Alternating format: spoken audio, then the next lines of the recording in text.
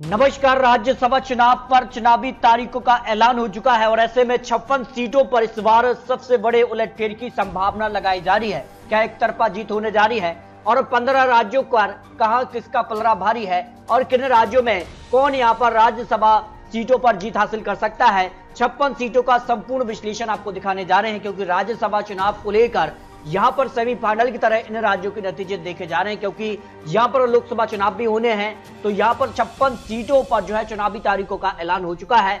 27 फरवरी को इन 56 सीटों पर चुनाव होने जा रहे हैं। तो 15 राज्य महत्वपूर्ण इसलिए है क्योंकि लोकसभा चुनाव की भी तैयारी शुरू हो चुकी है और इस बार सबसे बड़े उलटफेर की संभावना और माना जा रही है कि भारतीय जनता पार्टी बहुमत का आंकड़ा राज्यसभा में भी हासिल करने जा रही है। तो कितनी सीटों पर कौन यहां पर जीत हासिल कर सकता है, क्योंकि उत्तर प्रदेश से 10, महाराष्ट्र से 6, बिहार से 6, पश्चिम बंगाल से 5, मध्य प्रदेश से 5, गुजरात से 4, कर्नाटक से 4, उड़ीसा से 3 सीटें खाली हो रही हैं, तेलंगाना से 3, आंध्र प्रदेश से 3, राजस्थान से 3, उत्तराखंड से 1, हिमाचल से 1 और हरियाणा 1 और छत्तीसगढ़ से 1 सीट खाली हो रही है। और अगर बात की जाए तो भारतीय जनता पार्टी यहां पर 27 सीटें उनकी खाली हो रही हैं, कांग्रेस की 10 सीटें खाली हो रही हैं और अन्य से 19 सीटें खाली हो रही हैं। लेकिन इस बार एनडीए गठबंधन विशेष इंडिया गठबंधन की क्या यहां पर जो है गठबंधन के तौर पर राज्यसभा चुनाव भी लड़े जाएंगे, ये भी महत्वपूर्ण है, क्योंकि भारतीय जनता पार्टी के पास अगर बात की जाए तो यहां पर अपने दम पर यहां पर 92 यहां पर सांसद है और बहुमत का आंकड़ा कितने पर मिलेगा इसके भी आंकड़े आपको दिखाएंगे। जबकि अगर बात की जाए तो कांग्रेस के लिए यहां पर 31 यहां पर उनके सांसद हैं और अगर बात की जाए इंडिया गठबंधन के तौर पर तो 98 यहां पर कांग्रेस के सांसद हो जाते हैं इंडिया गठबंधन के तौर पर और भारतीय जनता पार्टी के साथ 111 है। और अगर भारतीय जनता पार्टी यहां पर 6 से 7 और सांसद हासिल करती है तो बहुमत का आंकड़ा उनको आराम से मिल जाएगा, क्योंकि 12 सदस्य यहां पर मनोनीत किए जाते हैं तो वो भी यहां पर राष्ट्रपति द्वारा किए जाते हैं, तो उसका भी फायदा यहां पर भारतीय जनता पार्टी को मिलेगा। तो ऐसे में इस बार किस कार का बड़ा उलटफेर यहां पर देखने को मिलेगा, किन राज्यों में किसका झटका लगेगा, क्योंकि कई राज्यों पर विधानसभा चुनाव में इस बार बड़ा उलटफेर देखने को मिला है। तो राज्यसभा को लेकर संपूर्ण विश्लेषण, आखिर राज्यसभा चुनाव में यहां पर किस तरह से वोटिंग की जाती है। 250 सदस्य में से अगर बात की जाए 238 सदस्य ही चुने जाते हैं और 12 यहां पर सदस्यों को राष्ट्रपति नामित करते हैं, जो कि सीधे तौर पर भारतीय जनता पार्टी को इसका फायदा मिलेगा।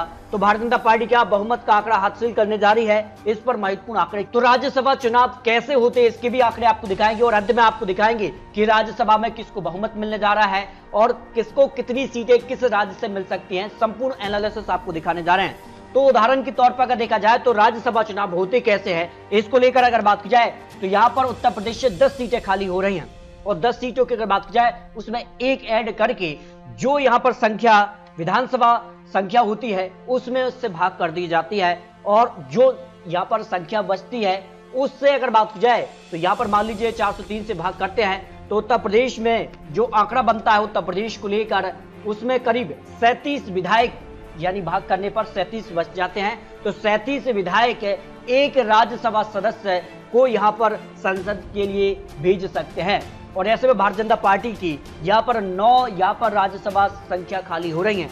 लेकिन जो पिछला चुनाव 2022 का था उसमें यहां पर समाजवादी पार्टी ने यहां पर अपनी संख्या बल बढ़ा ली थी। उस आधार पर समाजवादी पार्टी को 2 से 3 सीटें मिल सकती हैं, क्योंकि यहां पर जो है 37 के आधार पर अगर आंकड़ा देखा जाए तो समाजवादी पार्टी के पास गठबंधन के तौर पर 117 विधायक हैं और उस आधार पर अगर बात की जाए तो करीब 3 सीटें आराम से समाजवादी पार्टी यहां पर निकाल लेगी और भारतीय जनता पार्टी को करीब यहां पर 7 से 8 सीट मिलने की संभावना हो सकती है। लेकिन अगर घटनाक्रम यहां पर बड़ा उलटफेर होता है तो भारतीय जनता पार्टी 8 और समाजवादी पार्टी 2 सीटें है। लेकिन जो आंकड़ा बन रहा है जो संख्या बल है उस आधार पर भारतीय जनता पार्टी को 7 सीटें मिल सकती हैं, समाजवादी पार्टी को यहां पर 3 सीटें मिलने की आंकड़ों के हिसाब से जो यहां सदस्य भेज सकती है। जबकि बिहार की अगर बात की जाए तो बिहार में भी सबसे बड़ा उलटफेर देखने को मिला है और कभी भी किसी के साथ गठबंधन हो जाता है तो उसका सीधा असर अब राज्यसभा चुनाव पर भी देखने को मिल सकता है। वर्तमान अगर बात की जाए तो भारतीय जनता पार्टी का एक यहां पर जो है राज्यसभा सदस्य बिहार से हैं, जेडीयू से 2 हैं, आरजेडी से यहां पर 2 और कांग्रेस से 1 है। लेकिन अब अगर बात की जाए तो काफी बड़े उलटफेर की संभावना दिखाई गई है और अब भारतीय जनता पार्टी जो विधानसभा चुनाव में यहां पर बड़ी जीत के लिए 78 है, करीब 80 सीटें उनके पास हैं। उस आधार पर भारतीय जनता पार्टी को 1 सीट का फायदा अपने दम पर, लेकिन जेडीयू भी अब जो है वो यहां पर सीधे तौर पर भारतीय जनता पार्टी से जुड़ गई है। तो एक सीट का फायदा यहां पर, यानी 2 सीट का फायदा भारतीय जनता पार्टी को बिहार में मिल सकता है। और अगर बात की जाए आरजेडी अपने दम पर 2 सीटें आराम से निकाल रही है, लेकिन कांग्रेस की जो सीट है उस पर पैच फंस सकता है आरजेडी यहां पर बात की जाए और यहां पर अन्य के समर्थन से। लेकिन माना जा रहा है कि भारतीय जनता पार्टी यहां पर 2 से 3 सीटें भी हासिल कर सकती है, यानी सीधे तौर पर 6 में से यहां पर करीब जो है 4 सीट तक भारतीय जनता पार्टी पहुंच सकती है, 3 से 4 सीट। और यहां पर आरजेडी को 2 सीटें मिल रही है, लेकिन कांग्रेस की जो सीट है उस पर बड़ा खेला हो सकता है, जो अनुमान सामने आ रहा है। जबकि अगर बात की जाए छत्तीसगढ़ की एक सीट, तो छत्तीसगढ़ की एक सीट पर जो है आराम से भारतीय जनता पार्टी को एक सीट जा रही है। पहले भी तो उनके पक्ष में थी और इस बार भी भारतीय जनता पार्टी के पक्ष में जा रही है। हिमाचल प्रदेश की एक सीट भी भारतीय जनता पार्टी को यहां पर नुकसान देखने को मिल सकता है, क्योंकि हिमाचल प्रदेश में कांग्रेस ने सरकार बनाई है। कांग्रेस के पास 40 विधायक हैं, जबकि भारतीय जनता पार्टी के पास 25 विधायक हैं। उस आधार पर कांग्रेस को एक सीट का फायदा अब हिमाचल प्रदेश में देखने को मिल सकता है। जबकि गुजरात की बात की जाए तो गुजरात को लेकर जो आंकड़ा है उसमें अब भारतीय जनता पार्टी को जबरदस्त फायदा मिल रहा है, जो 2-2 की बराबर थी इससे पहले चुनाव में। लेकिन अब माना जा रहा है कि भारतीय जनता पार्टी को यहां पर 4 सीटों पर जीत मिल रही है, यानी 4 सीट पर 2 सीटों का सीधे तौर पर फायदा प्लस सीटें भारतीय जनता पार्टी यहां पर कर सकती है, जो आंकड़े बन रहे हैं। क्योंकि भारतीय जनता पार्टी के पास यहां पर जो है 158 विधायक हैं और जो कांग्रेस के पास मात्र 15 विधायक है। लेकिन माना जा रहा है कि भारतीय जनता पार्टी यहां पर सभी सीटों पर क्लीन स्वीप कर सकती है। जबकि अगर बात की जाए हरियाणा की, तो हरियाणा पर भारतीय जनता पार्टी की ही यहां पर जो है जीत हुई थी इससे पहले भी, और इस बार भी भारतीय जनता पार्टी को जीत मिल रही है। लेकिन कर्नाटक का जो है पूरा सियासी गणित अब बदलता नजर आ रहा है, क्योंकि विधानसभा चुनाव में कांग्रेस ने बड़ी जीत हासिल की है। कांग्रेस को यहां पर 135 विधायक जीते हैं, जबकि भारतीय जनता पार्टी के 66 विधायक जीते हैं, और विधायकों के आधार पर ही राज्यसभा चुनाव तय होते हैं। और ऐसे में कांग्रेस के पास यहां पर 3 सीटें थी पिछले चुनाव में और 1 सीट तो भारतीय जनता पार्टी के साथ। फिलहाल अगर बात करें तीनों सीटों पर कांग्रेस को जीत मिल रही है और 1 सीट यहां पर भारतीय जनता पार्टी को मिल सकती है। लेकिन भारतीय जनता पार्टी यहां पर 2-2 सीटों पर भी बराबर का मुकाबला हो सकता है, क्योंकि जेडीएस अब भारतीय जनता पार्टी में आ चुकी है, गठबंधन में है, और 19 विधायक जेडीएस के हैं और भारतीय जनता पार्टी के 66 हैं। और यहाँ के अगर आंकड़ों की बात की जाए तो कर्नाटक में तो यहाँ पर सीधे तौर पर करीब 45 विधायकों के समर्थन से एक राज्यसभा सदस्य चुना जा सकता है। तो ऐसे में माना जा रहा है कि 2-2 की टक्कर भी यहाँ पर हो सकती है। तो कर्नाटक में खेला हो सकता है, जो अनुमान सामने आ रहा है।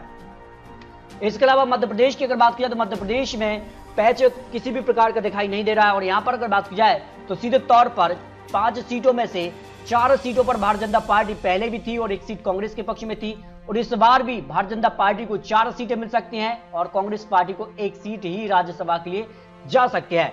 लेकिन महाराष्ट्र में अगर बात की जाए तो काफी हलचल हुई है, और महाराष्ट्र में जहां पर बात की जाए तो विधायक अब भारतीय जनता पार्टी गठबंधन के साथ है, यानी एनडीए के साथ है, जिसमें जो है शिंदे गुट से और एनसीपी से अजित पवार के साथ कई विधायक आए हैं। तो ऐसे में माना जा रहा है कि भारतीय जनता पार्टी को अपने दम पर यहाँ पर जो है करीब 3 सीटें, और यहाँ पर बात की जाए तो करीब यहाँ पर 6 में से 4 सीटें भारतीय जनता पार्टी को मिल रही हैं और 1 सीट ही कांग्रेस, एनसीपी और अगर बात की जाए तो उद्धव गुट ही बचा सकता है। बाकी अगर बात की जाए तो 5 सीटों पर यहाँ पर भारतीय जनता पार्टी यानी एनडीए ही यहाँ पर जो है जीत यहाँ पर हासिल करी है। जबरदस्त फायदा महाराष्ट्र में मिल सकता है, जो अनुमान यहाँ पर लगाए जा रहे हैं, यानी महाराष्ट्र में एनडीए का पलड़ा भारी नजर आ रहा है। जबकि उत्तराखंड की बात की तो उत्तराखंड में भारतीय जनता पार्टी को 1 सीट आराम से मिल रही है, इस पर कोई पैच नहीं है।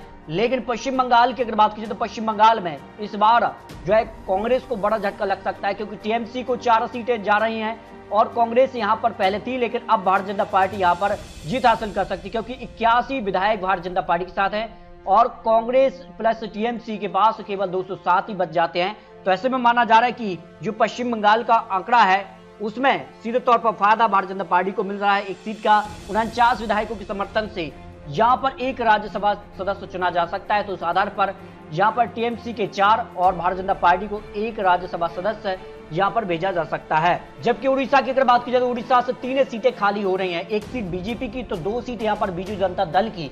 लेकिन इस बार माना जा रहा है कि जो 112 विधायक यहां पर जो हैं बीजू जनता दल के हैं, उस आधार पर अगर बात की जाए तो सीधे तौर पर फायदा यहां पर बीजू जनता दल को मिल सकता है। और यहां पर अगर बात की जाए तो यहां पर 36 विधायकों के समर्थन से 1 राज्यसभा सदस्य चुना जाता है। भारतीय जनता पार्टी के साथ केवल 23 ही विधायक हैं और ऐसे में माना जा रहा है कि तीनों सीटों पर बीजू जनता दल का पलड़ा भारी है, लेकिन एक सीट पर बीजेपी कड़ी टक्कर यहां पर दे सकती है। यहां पर राजस्थान की बात की जाए तो राजस्थान में फिलहाल अगर बात की जाए तो बीजेपी की एक सीट थी, कांग्रेस की 2 सीटें थी, लेकिन अब बीजेपी की 2 सीटें और कांग्रेस को यहां पर एक सीट पर ही जीत मिल सकती है, क्योंकि भारतीय जनता पार्टी के साथ 115 विधायक हैं तो कांग्रेस के साथ 69 हैं। उस आधार पर यहां पर एक सीट कांग्रेस तो 2 सीटों पर भारतीय जनता पार्टी का यहां पर कब्जा हो सकता है।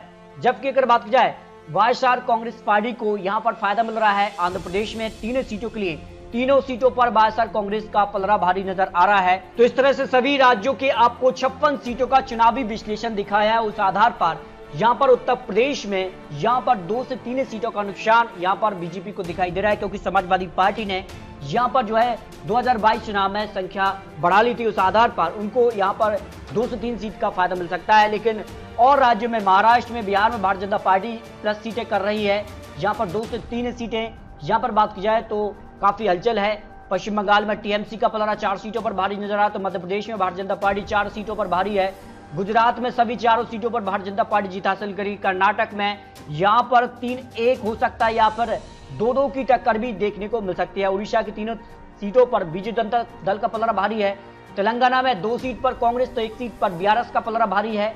आंध्र प्रदेश में 3 सीटों पर वाईएसआर कांग्रेस पार्टी, राजस्थान की 3 सीटों में से 2 सीटों पर भारतीय जनता पार्टी और 1 सीट कांग्रेस के पक्ष में जा रही है। उत्तराखंड की सीट पर भारतीय जनता पार्टी का पलड़ा है। हिमाचल की सीट पर कांग्रेस जीत हासिल कर सकती है और हरियाणा और यहां पर बात की जाए तो छत्तीसगढ़ में भारतीय जनता पार्टी। इस तरह से अगर बात की जाए सभी राज्यसभा सीटों के लिए आंकड़ों में यहां पर भारतीय जनता पार्टी को करीब 35 सीट तक आंकड़ा पहुंच सकता है। 32 से 35 यानी 32 सीटें तो भारतीय जनता पार्टी जीत रही है और अगर कुछ बड़ा उलटफेर देखने को मिलता है तो फिर 35 तक आंकड़ा पहुंच सकता है। वही कांग्रेस पार्टी को 10 के मुकाबले 2 से 3 सीटों का नुकसान दिखाई दे रहा है। 6 से 8 सीट, 6 तो आराम से मिल रही है, लेकिन यहां पर अगर कुछ बड़ा उलटफेर नहीं होता है तो 8 तक ये संख्या पहुंच सकती है। और अन्य की अगर बात की जाए तो अन्य भी 15 सीट तक पहुंच रहा है और कुछ बड़ा उलटफेर नहीं होता है तो 18 सीट तक उनका आंकड़ा पहुंच सकता है। तो जबरदस्त फायदा भारतीय जनता पार्टी को, 6 से 8 सीट तक का फायदा भारतीय जनता पार्टी को इस चुनाव में मिल रहा है।